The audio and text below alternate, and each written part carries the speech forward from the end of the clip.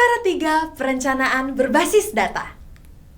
Halo Bapak Ibu, selamat datang di video terakhir dari 3 rangkaian video tutorial cara melakukan PBD Satuan Pendidikan. Pada video kali ini akan dijelaskan proses PBD dengan cara 3, yakni dengan mengunduh rapor pendidikan. Rapor pendidikan yang kita gunakan adalah rapor pendidikan versi 2.0.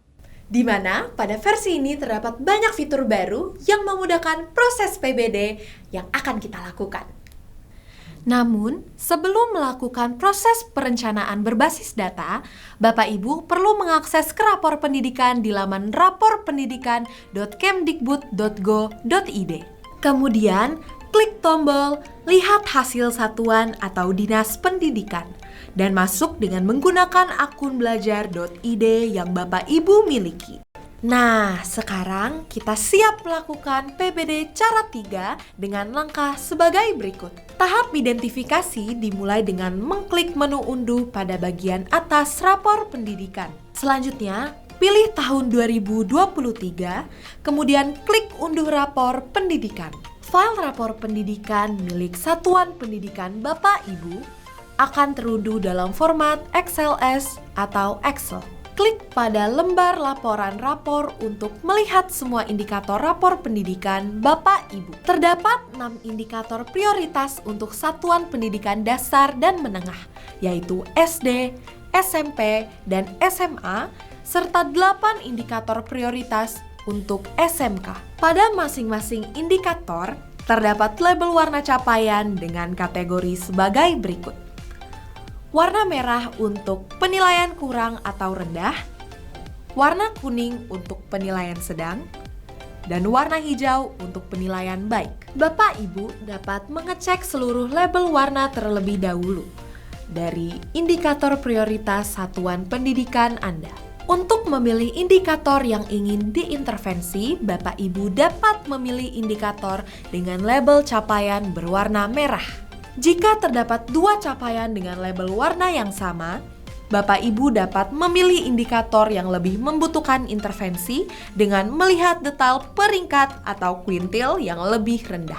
Jika peringkat atau kuintil sama, Bapak Ibu dapat memilih berdasarkan kenaikan atau penurunan skor rapor pada kolom perubahan skor dari tahun lalu dengan prioritas penurunan paling tinggi atau kenaikan yang paling rendah. Jika perubahan skor dari tahun lalu sama, Bapak Ibu dapat melihat kolom skor rapor 2023 dan memilih indikator dengan skor paling rendah. Silakan memilih jumlah indikator prioritas yang telah disesuaikan dengan kemampuan sumber daya dan anggaran yang dimiliki oleh satuan pendidikan.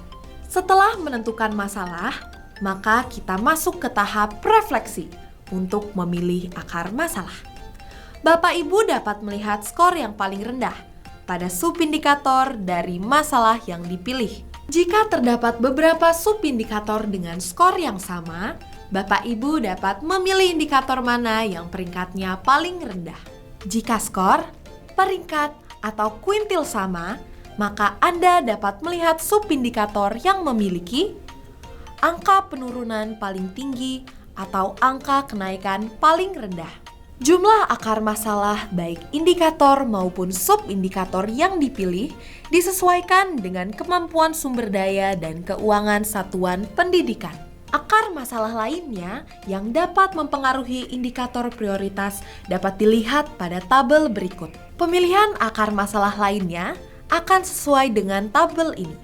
Diurutkan berdasarkan logika warna label capaian, peringkat atau kuintil, penurunan atau kenaikan, dan skor. Setelah itu, kita masuk ke tahap benahi, di mana untuk setiap akar masalah dirumuskan kegiatan benahi untuk menyelesaikan akar masalah tersebut yang disesuaikan dengan kondisi satuan pendidikan masing-masing. Untuk setiap akar masalah dapat dirumuskan 1 atau lebih kegiatan benahi yang inspirasinya bisa diambil dari platform Merdeka Mengajar, platform rapor pendidikan, terutama pada rekomendasi PBD atau hasil diskusi dari warga sekolah. Tahap selanjutnya adalah membuat rencana kerja tahunan atau RKT. Tahapan pengisian RKT bisa mengacu ke tabel berikut. Pada kolom identifikasi, masukkan nama indikator prioritas yang ingin satuan Bapak Ibu fokuskan. Pada kolom refleksi akar masalah, masukkan nama indikator atau subindikator yang ingin Bapak Ibu perbaiki. Pada kolom benahi, masukkan benahi yang inspirasinya bisa diambil dari platform Merdeka Mengajar, platform rapor pendidikan, atau hasil diskusi dari warga sekolah sesuai dengan subindikator yang sudah ditentukan. Pada kolom kegiatan, masukkan kegiatan konkret dari program yang ditentukan oleh satuan pendidikan.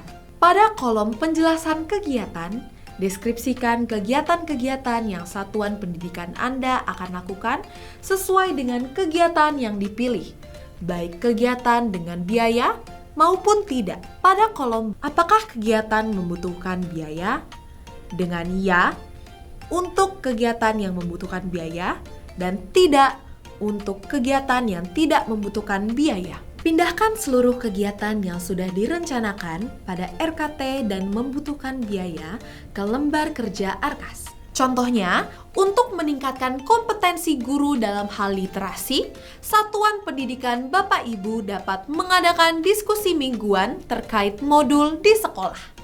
Misalkan, untuk mengadakan kegiatan ini diperlukan anggaran untuk snack dan kertas HVS.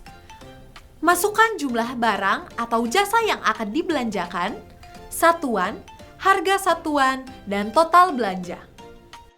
Jangan lupa untuk memastikan total anggaran sesuai dengan jumlah anggaran yang dimiliki. Dengan selesainya tahap ini, maka selesailah proses PBD dengan cara 3.